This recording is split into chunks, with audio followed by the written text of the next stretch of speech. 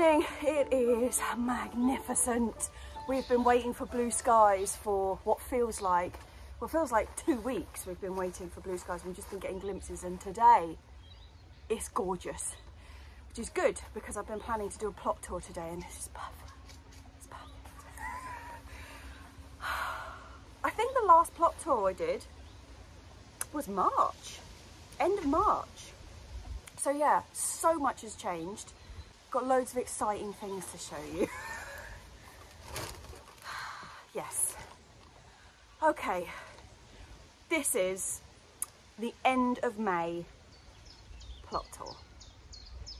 And just look at that sky. It is a piece of pure bliss. So as we exit the shed, the apple tree is absolutely covered in apples, which is brilliant. It has dropped quite a few, but I will probably have to take some off. But yeah, it's actually looking really quite healthy. I'm well impressed. Underneath the apple tree, these are my Canaliculatus narcissus, and they have once again done absolutely nothing. I mean, they've grown up looking beautiful, but they are blind. They won't produce any flowers. So I'm gonna have to have a rethink about what I'm doing with them, because by this time of year, you can see they form just a complete blanket and block the light out for anything else that's underneath, which is a bit of a pantsness. But at the other end of the bed, lots of things are doing pretty well, actually. We have got the mint. I've talked to you before about the trouble I've had growing mint, which I know everyone's gonna just be like, what? Because mint is an absolute voracious monster, but I can't grow it, and now it's taken, so I'm well happy. So I've got the normal garden mint, and I have got pineapple mint in there, mixed in with the hellebores, which are all looking really healthy. We've got some poppies under there. The other apple tree that oddly very rarely produces fruit, I don't know if you can see that, but we actually have, I know girls, we got an apple. We got an apple, girlies. Yeah, so we have got a couple of fruits on that tree, which is really nice because the apples that one produces are absolutely delicious, but we get like 1, maybe 2 a year. But yeah, it looks like we've got about 4 or 5 on there that have set, so that is So at the back and behind there, can you see that the clematis is flowering away in there, which is particularly beautiful. Very happy with that. That wall at the back there is looking fantastically green at the moment, which is lovely. Gives us quite a bit of privacy from the school. Doesn't it, my whirly gigs? Yes. These two are so happy with their existence at the moment because the other two, Flo and Rube, have gone broody. So they are tucked away in that house and just giving Margot, Val, just like the best time of their life. They're just living life to the best. So yeah, that is excellent for them. But look at this. I mean, it's just looking beautiful. Okay, let's start in the greenhouse. My little glass palace. Actually, before we go in there, I'm a bit worried about this. You will have heard me talk about this a couple of years, but we've got absolutely tons of male flowers on our mulberry tree. Now, mulberry trees are either male or female, and then you occasionally get one which is like both. And we had, 3 years ago, we had one branch that produced male flowers and the rest were female, so we got fruit off the female ones. And then the next year we had, there was a couple of branches that went male, but we still had female fruit. But this year, it looks like every single branch is producing male flowers now. So I don't know whether the tree has undergone like a full sex change and we're not going to get any fruit ever again, but yeah, we will wait and see. Greenhouse. These are the peppers that I potted up the other day. They are looking fantastic. These are the ones that I didn't grow from seed. They were the starter plants that I picked up from Scion House. Little flowers appearing on there, which is very exciting. Chickpeas, these are the new ones that I have sown, so nothing's come up in there yet, but taking your advice, I have sown plenty more. I have my nipper leeks, which are probably just about ready to go out, actually. Couple of aubergines. They're looking pretty sad, to be honest, although, I mean, not as sad as this one. That's the Bianca white one, but I've got a couple. I am going to look out for some grafted ones, so I've got some onions there, some celeriac. What else have we got going on here? I've got some pretty little kale that George has given me. We've got a chocha, both types are up, which is very exciting. There's some Thai basil in the back there. Actually, George, same guy who gave me the kale, has given me an achocha plant which has already got started. So that is the original type that I was growing because I gave him the seed. We've got spring onions on the go. We've got red basil, green basil, and these are the chickpeas that have germinated. This was the first lot. They are absolutely beautiful. I know you told me they were pretty plants, but you were completely correct. They are a joy. I'm so looking forward to trying fresh chickpeas for the first time. The beans. Now, this is a bit of a sorry tale. The Bolotis, Greek Gigantes and runner beans are all up looking great. I'm really happy with them. But look at the French beans. What has happened? This is 3 varieties of French bean. And what have we got? That. And a slugged one.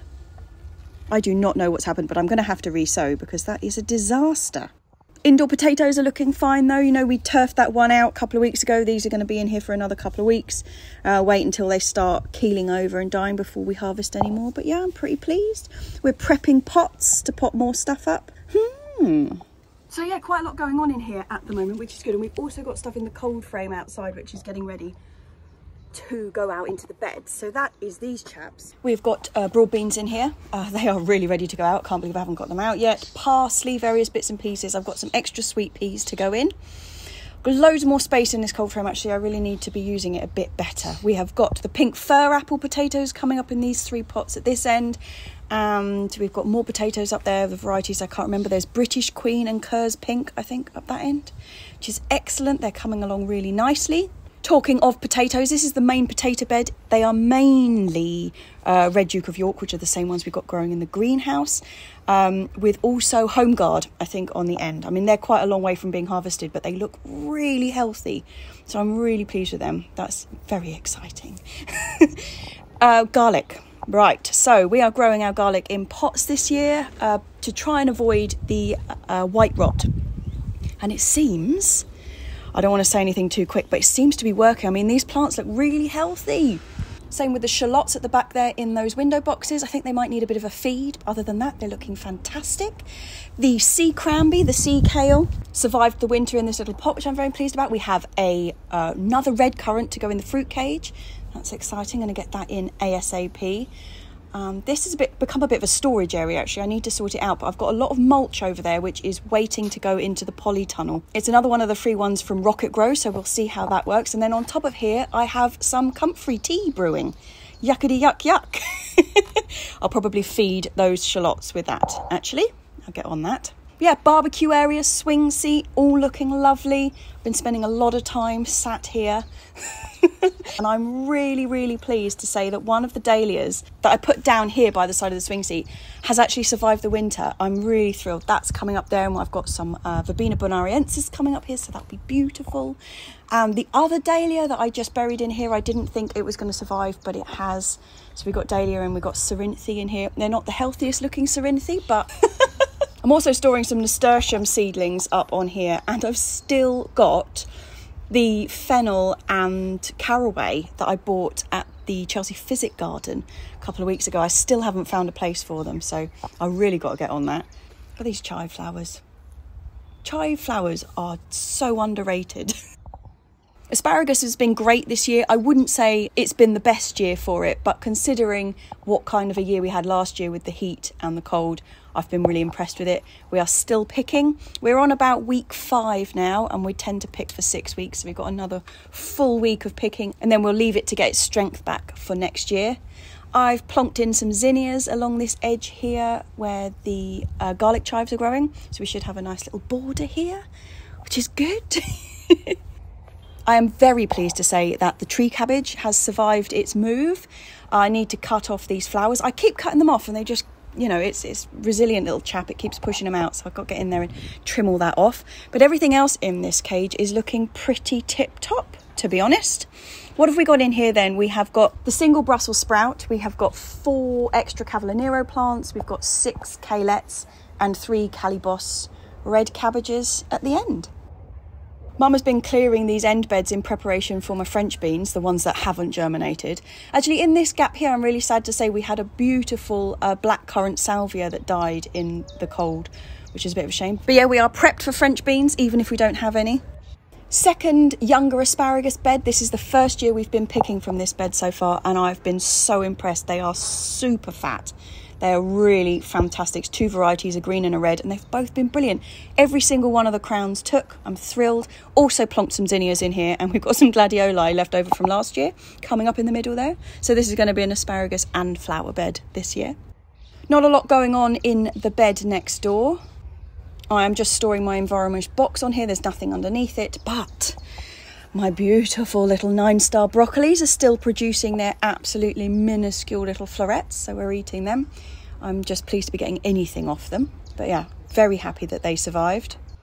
The next bed's a bit of a jungle. We have got the field beans still in here that we're going to be letting to just go. So we want to get some beans off them because we tried this last year and we didn't get any off them. So we are going to try out what the field beans taste like.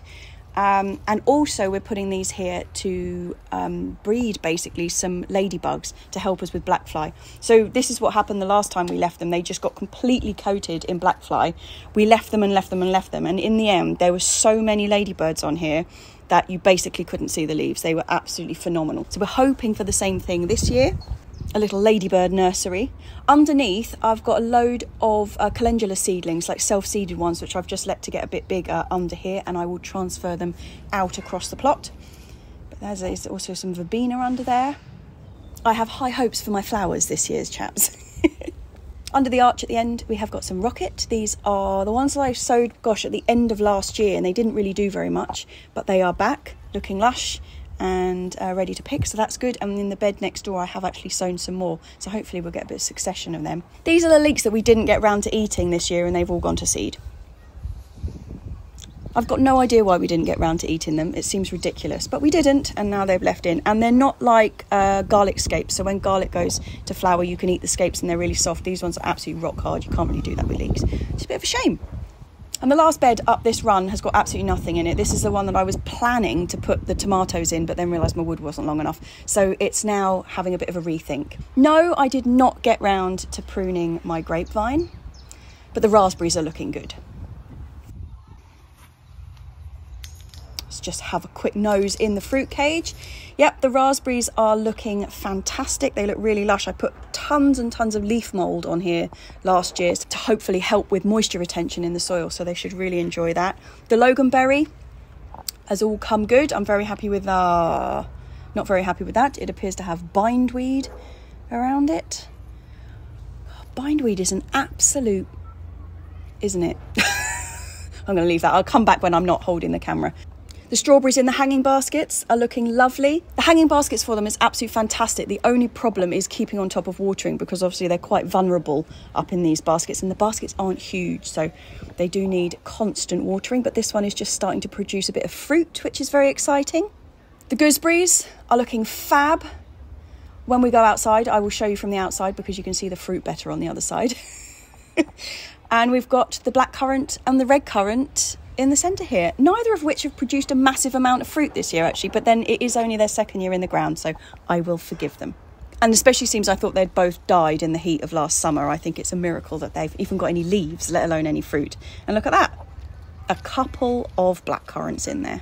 Right, back outside, let me see if I can show you some gooseberries. There they are, looking beautiful. So talking of fruit, yeah, we got a lot of stuff growing at the bottom of the apricot tree, but the apricot tree has got apricots on it. Look at this beauty. So as you can imagine, I am absolutely over the moon about the apricot situation. I mean, it's nowhere near like it has been previous years, sometimes when we've had a complete glut and not known what to do with apricots, but we've got some, which is certainly better than I thought it was going to be. So yeah, I've counted about maybe 10 on here. I'm happy with that. Happy with that. And also the fig that I didn't think was going to do anything this year is also in action.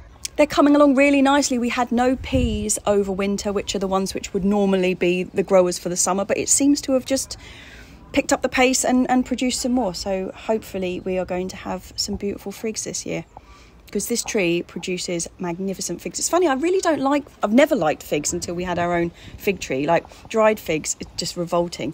Never really liked them, but a fresh fig straight off the tree is it's a whole nother experience. Yes, I need to trim the bay tree. It's turned into a monster again. More clearing needs doing, more clearing needs doing. The winter suite is looking so lush. It had a massive haircut at the beginning of the year, and look at that. It's absolute joy. Mustard greens all need to come out. It's all in flower now, and the leaves have gone very, very tough. So I'm going to whip all of this out. Apart from the winter suite that's at that end, all of this is coming out. So that's the mustard greens, and also the pak choi is ready to be disposed of. That's gone over. I'm not going to bother saving the seed because it's never really worked out for me before. Up in the compost area, I'm very pleased to say we have a full height bin of leaf mould ready for next year, which is really good. We have done the transfer of the bins across, so now this one is empty again, ready to be refilled, which is very exciting. That is it halfway stage. Let me just see if I can show you. It's a bit rough, and we've churned it all up, and then in the end bed is the stuff that's ready to use. Something that is looking magnificent this year is my black lace sambucus. Look at that beauty. I'm going to be making elderflower cordial, pink elderflower cordial, and sambuca with this later in the year. Wonderful. Jerusalem artichokes are on the go. These are actually the ones left over from last year. We never planted any, but you know what they're like. They're a bit like potatoes. You leave the tiniest bit in the ground and you've got more. Carrots and coriander, I really need to sow another couple of rows of this because these are looking fantastic. I mean, the coriander's ready to start picking. Carrots are a bit further behind them. But yeah, another couple of rows in there probably this week, I'd say.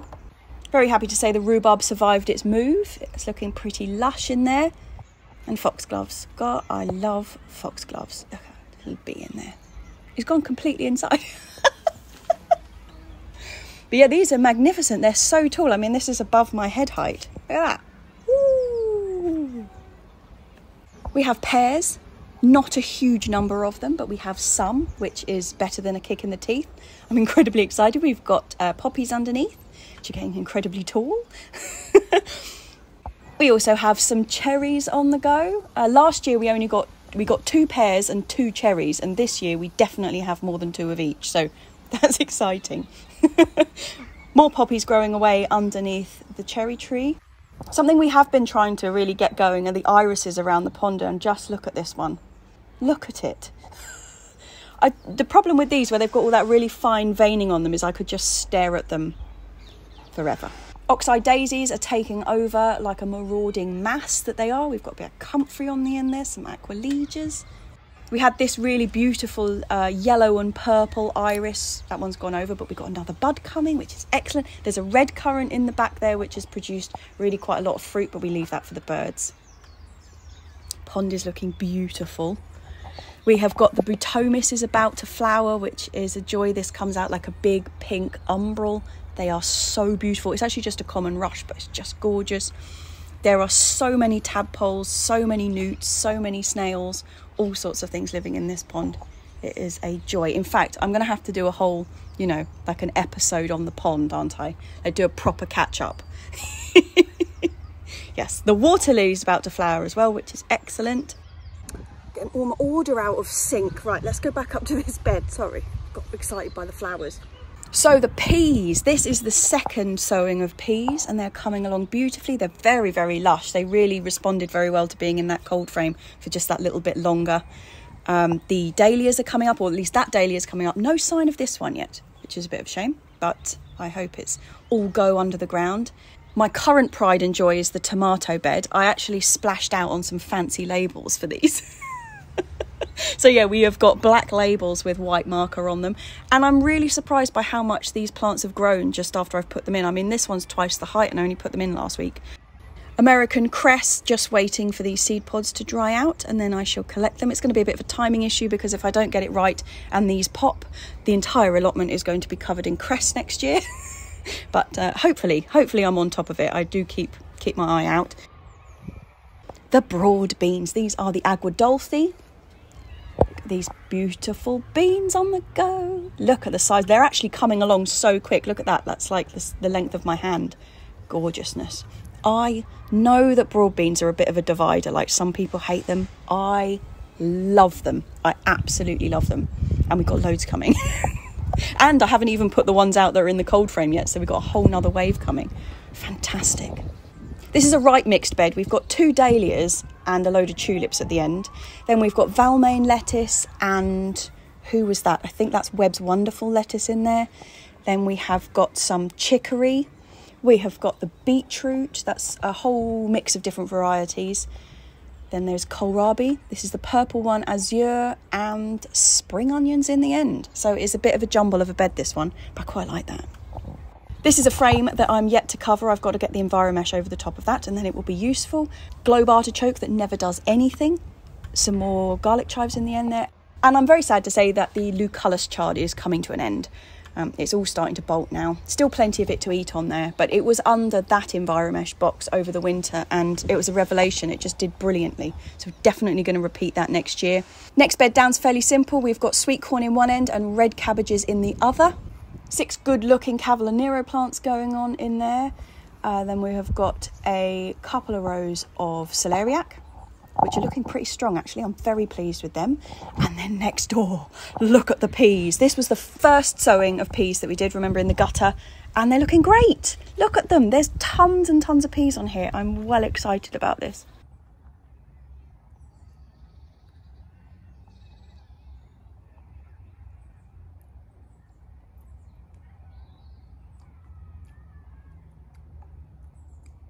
Oh, so good. The main wildflower bed, absolutely chocker. It's mainly poppies, to be honest, but that is going to look stunning when they're all out. I'm very excited.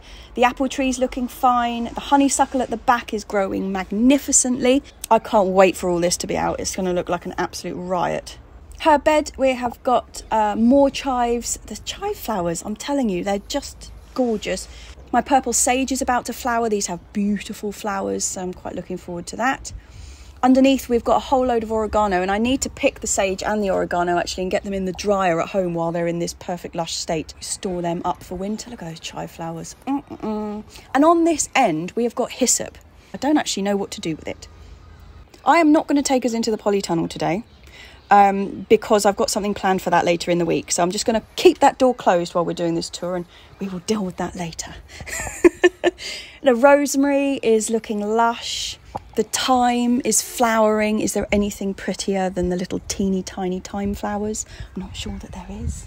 We still have an absolute ton of the green leaf chicory growing, but it is just starting to produce flower spikes, so the rest of the leaves will become even more bitter than they normally are, so probably time to chop them down. Here are some of my chard plants for next year. These are little teeny tiny baby ones. This is peppermint, Lucullus and Verde di Taglia. That's the 3 that I'm doing this year. The Cavalla Nero flowers that the bees absolutely go wild for are finally over, so I'm going to rip these out. I'm going to leave the one Cavalla Nero plant which is just mysteriously still producing magnificent leaves. I'm going to leave that one in there, and I've also got a load of spring cabbages in here with good fodder for the girlies. They love to eat them. Country natural stable manure ready to mulch this bed as soon as I whip those Cavalla Nero out. Beautiful rocket flowers in here. We always let the rocket go to seed. It's one of those ones that really don't mind just cropping up all the way across the plot. Tree spinach, which I've got under here. I haven't actually sown any direct this year, but I've been going around the allotment and collecting the seedlings. And this is the very last of the Verde di Taglia chard that we've got up this end. Sorrel in the end of the bed. And all that's left, chaps, is the onions. I've got some radishes in the end, but these are the onions, and as you can see, they have got terrible allium leaf mine. And I was talking about this on Potty Mouth Garden Club just the other day with Tony, about how you tell if you've got it. And you see how curly this is. It's not bent over, it's actually curled and deformed. That is your allium leaf miner. So basically all of these have got allium leaf miner. Oh dear. Because that would be annoying, wouldn't it? But still, I think, chaps, obviously apart from the polytunnel, but that's going to be later in the week, that is how the allotment is looking at the end of May. Having had such a cold start to the year, I think we're looking all right. I think we're looking all right. I do think it's good. God blimey, what a beautiful day. Absolutely gorgeous. And tomorrow we've got excitingness because we're going to Chelsea. Mum and I are going to Chelsea. Excellent. Oh, so are you. But you know, just briefly, because you're not supposed to film at Chelsea. Anyway, unfortunately I've got to go home, which is a bit of a shame, but I've got loads of stuff to do in the garden at home, so that's all good. It's all good. I will see you tomorrow for Chelsea. Good morning, chaps. It is Chelsea Flower Show day for Mum and I, which is very exciting. Last year I couldn't go with Mum because well, she wasn't walking, and also I came on press day, which was very depressing because there was nobody else here. But today we are back in with the masses, and Mum is mobile and walking, and we are set for a day of staring at beautiful things.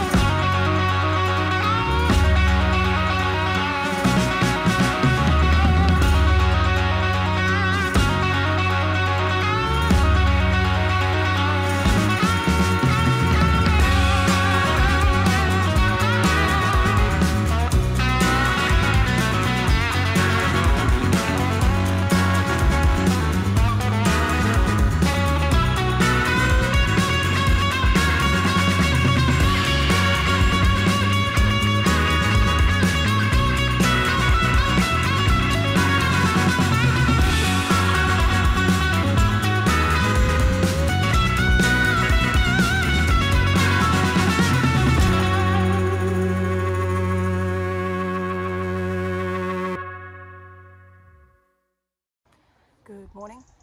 If you are on Patreon, my Patreon, or part of the Potty Mouth Garden Club groups, or follow Tony C. Smith,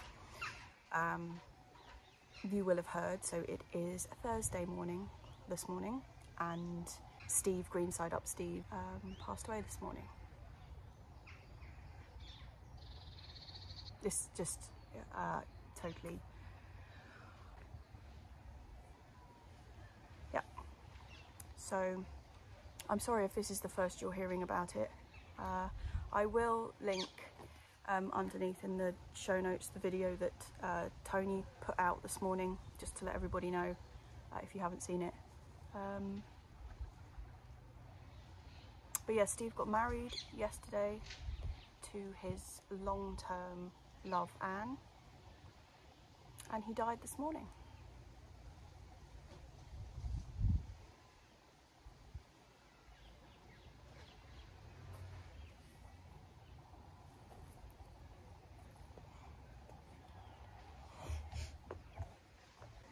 it's difficult to know what to say. I mean, I've been up here for a couple of hours this morning. I've just been doing bits and pieces and doing a lot of thinking, and you think a lot about, you know, when you, how do I put this without it sounding, to plant a garden is to believe in tomorrow. And everything we do as gardeners, particularly I think the kind of gardeners that sort of we are as a community, when you're growing seed, growing from seed, you nurture that plant, you bring it up, you get a harvest. It's kind of cyclical, and you're always looking to the future. Like everything you do in gardening, it's not an instantaneous game, you know, it's always looking forward. And even just the amount of effort that we put into the ground, like, you know, in nurturing the soil and investing a huge amount, not just money, but like time and effort and energy into this patch of land, which in the case of an allotment isn't ours, you know. And I've always thought about it in terms of an allotment, but essentially it's like any bit of land, isn't it? And when you go, you go. And you leave all that and all the knowledge. I mean, Steve's an incredible bloke in a lot of different ways, but the knowledge that he held in terms of gardening, and also his generosity with wanting to share the knowledge. Like he didn't hold onto it. He just wanted to tell everybody and help everybody. And don't really know where I'm going with this, but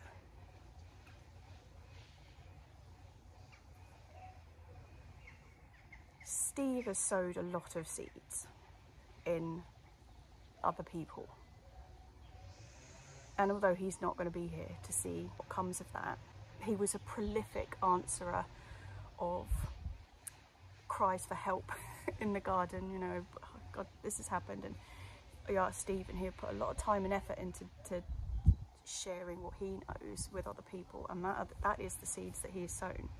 And what he's sown is going to continue to grow and carry on. And now we have a strimmer. Just thinking about a lot of stuff, actually. A lot of stuff. And the fact that you just carry on, don't you? Keep growing, keep doing things, and keep remembering people.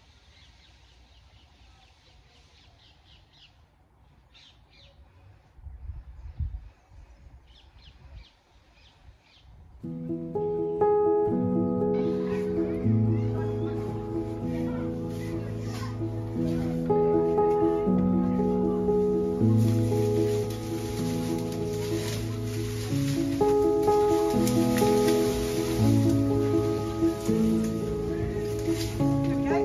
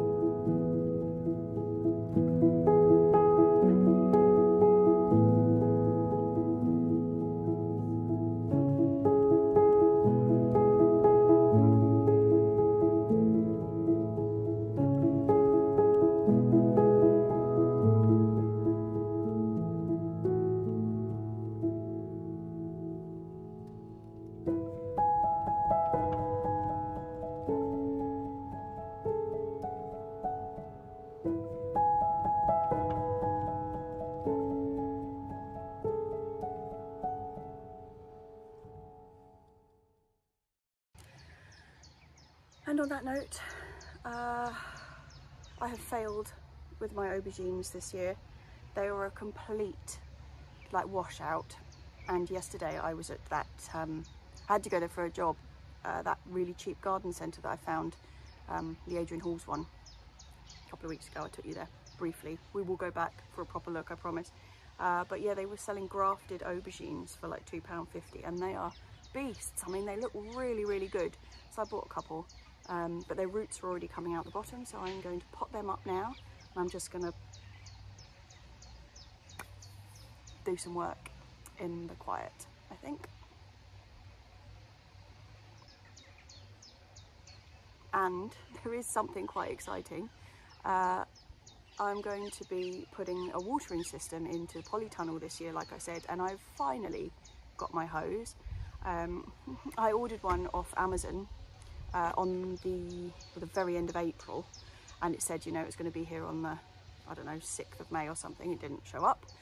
Then I tried again, and then the delivery date just kept moving forward, and then it was like the 19th of May it was going to arrive, and then when I went back to check today, because I was like, it hasn't shown up, it just said delivery to be confirmed. So I went to Wilko, and I have bought a cheap hose, and that is what I'm going to be making the watering system out of. But first up, it's the aubergines.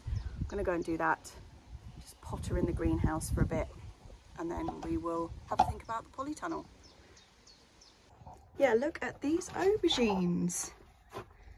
Unfortunately, I dropped a geranium on this one in the car. So, not looking so hot. But, look at that. It's a does that say sultane, do you think? A bit weird writing. But yeah, look at that. And it's got roots out the bottom and everything. So I was well impressed with that. And look, 2 for a £5. So I've got 2. Yeah, brilliant. But I am going to pot them up right now. I don't know if you were listening to Potty Mouth the other day. What was that, last Monday? But I was talking to the boys and Soph about pot sizes. And this is the standard pot. Hang on, I'm going to get out of here because it's blooming warm. This is the standard size pot. It is 24 inch, and I asked the chili master, that is JB, what size that was, because he was talking about that 10 litre is about good for kind of growing chilies and tomatoes, aubergines, that kind of thing. And this turns out to be 7.5 litres, which is a little on the stingy side, I will admit. It's a bit stingy. However, the bigger the pot, the more compost you have to put in it, and that is the stinge bit. It's not the pots, it's the compost. Costs a fortune because there's no way we can make enough. So anyway, but because I've got those 2, what was I saying? Because I've got those 2 very saucy looking aubergines that I've got high hopes for, I'm actually not going to plant them into these pots. I have 2 of the pot size that I planted the potatoes, the early potatoes in, which turns out to be 10 litres, and I'm going to plant them into them and hope that this is the year of magnificent aubergines, because I realised, you see, I've never had a problem growing aubergines before, but I realise partly that's because I used to buy them grafted from Delftland every year. The only ones I ever grew from seed that grew really well, admittedly, was I used to grow Black Beauty sometimes, but often didn't work out too good. And I used to grow a Turkish orange one, which grew brilliantly from seed every year. But most of the ones, like the kind of the Black Pearl and all those kind of ones that I used to grow, I remember that I actually just bought them. Admittedly, they were only tiny when I got them, little tiny grafted things, and then I kind of forget that you haven't grown them yourself. So yeah, less successful on the aubergine front than I had remembered. Anyway, I'm going to pot those ones up now because they look pretty good.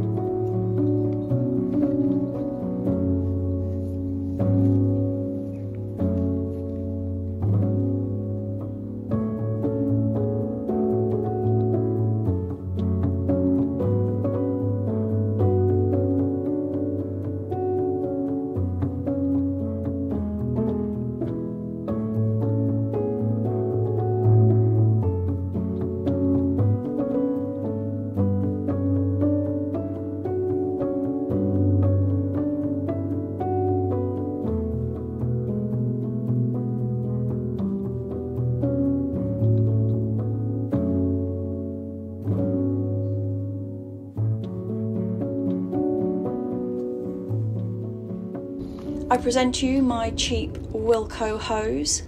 This is a project that I've been really excited about for quite a while and waiting for my hose to arrive. But I've got to admit, I'm feeling particularly lackluster today. So I think all I'm going to do is have a bit of a trial run and a bit of a test out, and just to check that the basic idea works. And then I'm going to put the whole lot away, and I'm going to come back to it next week when hopefully things are in a bit more perspective. Yes, so I'm just going to run through a bit of a test run, a bit of a trial, and I will have a lot more to say on it next week. I promise.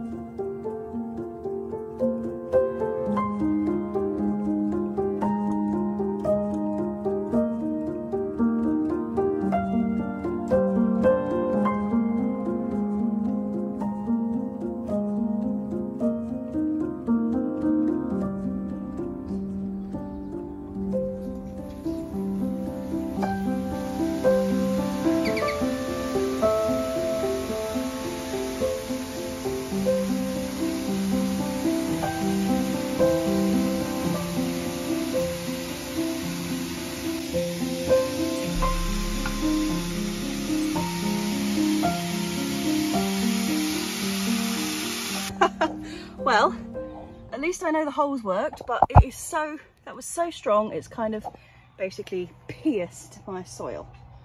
But I think that's going to work really well. Obviously, not that strong. And we want to run it off the water butt. Yeah, I'm pretty happy with that. Pretty happy. I'm going to have to get a flow regulator on that end, so that if we do want to use it with the tap, it's not going to do that. But yeah, all good. All good. And with that semi-successful test run, I'm going to call it a day, chaps. I'm going to pick the asparagus, which is our end of allotment day routine at the moment, and I'm going to go home and I'm going to raise a glass to Steve. Yeah.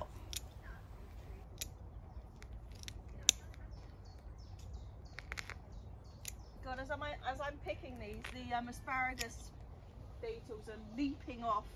Oh, yeah.